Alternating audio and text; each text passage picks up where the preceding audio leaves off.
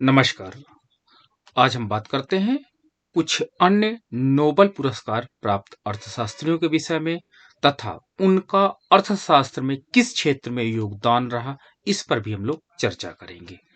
तो in this topic ये हमारा सेकेंड पार्ट है और इस टॉपिक के अंतर्गत हम नोबेल पुरस्कार जो विजेता इकोनॉमिस्ट हैं और उनका कंट्रीब्यूशन के विषय में अध्ययन करेंगे। तो आइए देखते हैं। तो हमारे पास इसके पूर्व हमने हिग्स और सिमुल्सन के विषय में चर्चा की थी। आज हम चर्चा करने जा रहे हैं मिल्टन फ्रीडमैन के विषय में। तो ये तीसरे अर्थशास्त्री हैं जिनका हम अध्ययन करने जा रहे हैं और मिल्टन फ्रीडमैन शिकागो विश्वविद्यालय के छात्रा प्राध्यापक मिल्टन फ्रीडमैन को वर्ष 1976 का अर्थशास्त्र के लिए नोबेल पुरस्कार प्रदान किया गया था।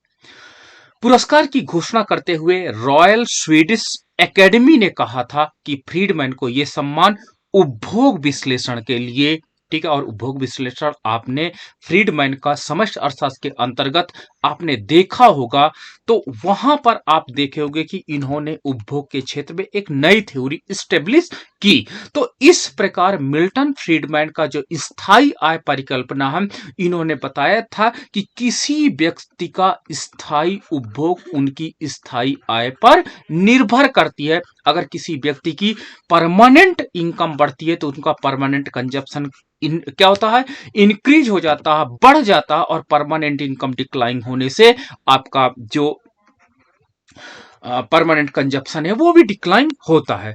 तो मिल्टन फ्रीडमैन का जो आपके पास स्थायी आय परिकल्पना है, इसके विषय में हमने वहां पर देखा था।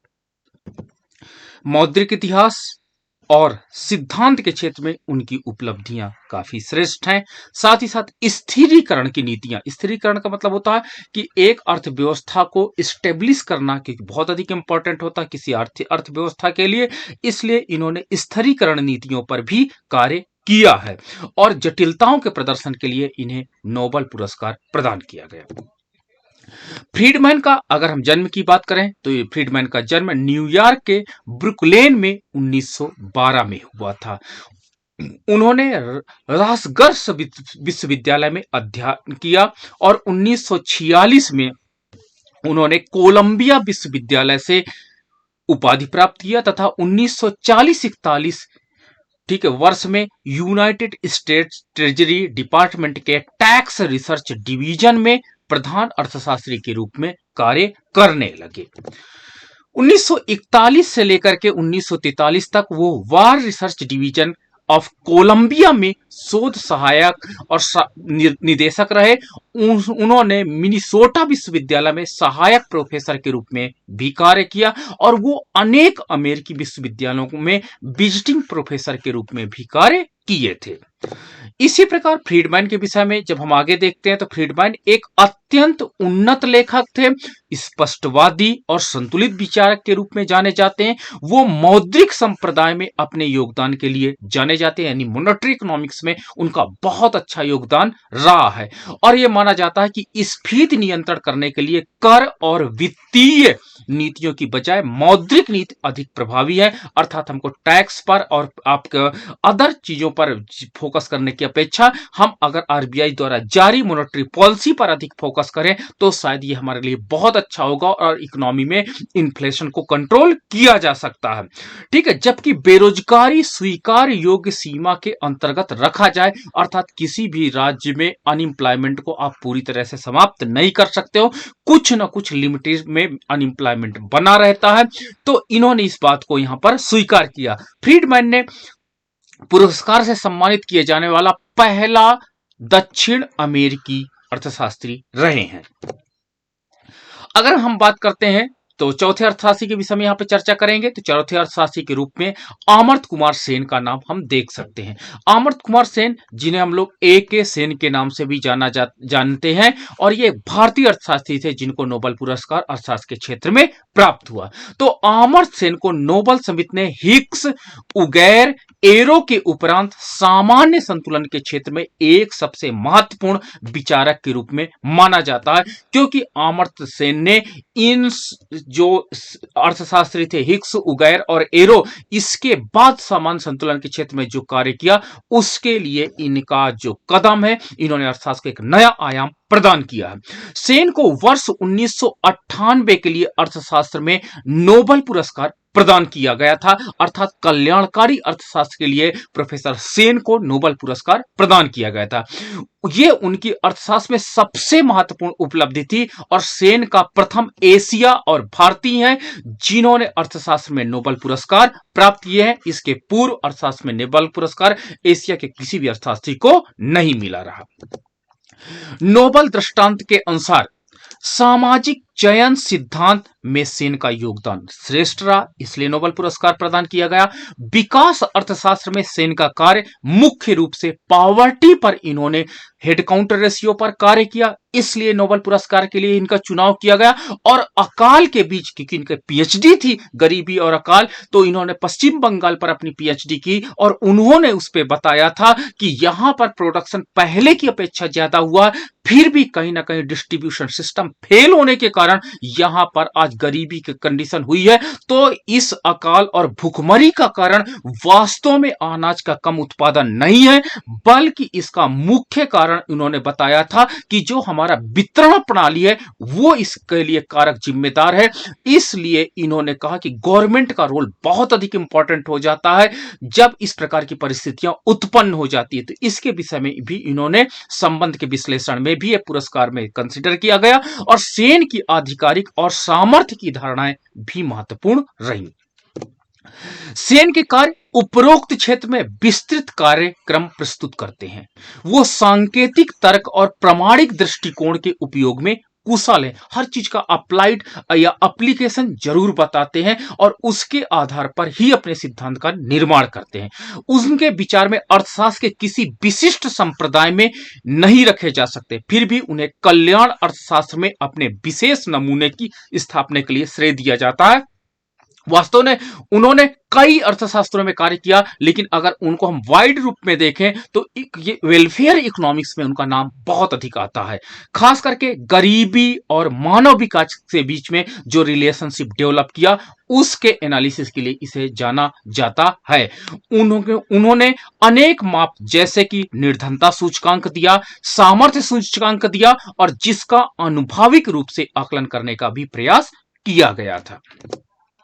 सेन का सामाजिक चलन सिद्धांत, उनका बंगाल अकाल पर कार्य जो उनकी थीसिस के रूप में था, उनका असमानता इनइक्वालिटी और पॉवर्टी के बीच में जो एक रिलेशनशिप स्टेब्लिश की है और उनकी सामर्थ्य और अधिकार की धारणाएं कल्याण अर्थशास्त्र में, वेलफेयर इकोनॉमिक्स में बहुत श्रेष्ठ योगदान के रूप में जाना जाता है।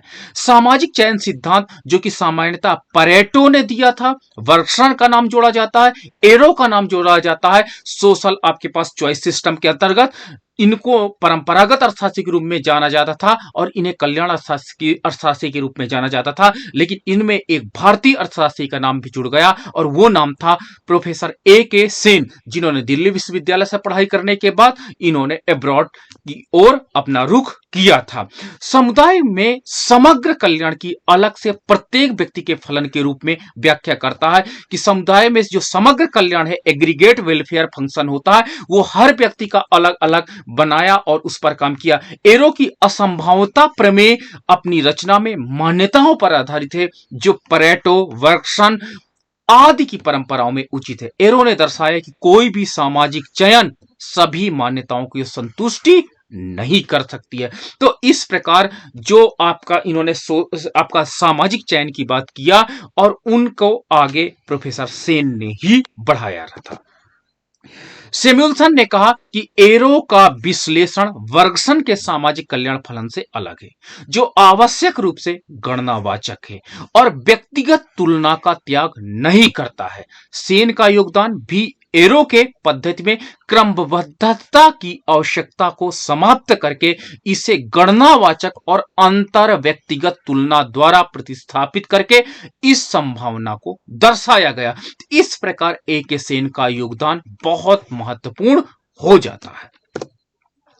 बाद के लेखों में लगता है कि सेन उपयोगिता पर आधारित पद्धति के विरुद्ध था। सेन ने कहा कि रियल एतद्वक्ता के तरीके में उपयोगिता में विश्वास, उनकी ह्रासमान प्रकृति, अंतर व्यक्तिगत तुलनाएं सम्मिलित की गई थी। यह रास्ता जिससे धनी और निर्धन के बीच अंतर करते हैं और गरीबों में से अत्यधिक गरीब को चुन सकते हैं। सेन ने सामाजिक कल्याण फलन मॉडलों के क्षेत्र में विस्तार के लिए प्रामाणिक दृष्टिकोण की आवश्यकता के साथ प्रशंसा की और उन्होंने विस्तारित सामाजिक चयन दृष्टिकोण में गरीबी, असमानता, अकाल आदि विषयों को भी सम्मिलित किया है। सेन के निर्देशन में सामाजिक चयन सिद्धांत के प्रयोग का क्षेत्र वैकल्पिक राजनीति अर्थव्यवस्था के विकास से संबंधित सामाजिक क्रिया के मॉडलों के साथ बराबर करता है। तो इस दिशा में प्रोफेसर सेन ने वेलफेयर इकोनॉमिक्स को एक नया आयाम प्रदान किया और इन्होंने नोबेल पुरस्कार जो समिति थी इनकी काफी अधिक प्रशंसा की और इन्होंने एक नया मानक स्थापित किया कल्याणवादी अर्थशास्त्र के अंतर्गत, जिसने इन्होंने बहुत समाज में जो व्याप्त समस्याएं थी उन पर इन्होंने फोकस किया और उसके कारणों का एक प्रायोगिक उदाहरण भी प्रस्तुत किया, जिसमें से गरीबी, बेरोजगारी, जनसंख्या वृद्धि पर नियंत्रण, स्फीति पर नियंत्रण, सामाजिक क्षेत्र की सुविधाओं में सब्सिडी का प्रस्ताव आदि प्रजातंत्र में सामाजिक उपयोग आधार पर समर्थित किए गए और प्रोफेसर सेन ने कहा कि इनको करना चाहिए। ये नैतिक विचार को लाने की आवश्यकता यहां पर नहीं है, यहां पे समाज को आवश्यकता है। तो इस प्रकार सामाजिक कल्याण के क्षेत्र में वास्तव में सेन का महत्व अत्यंत महत्वपूर्ण हो जाता है।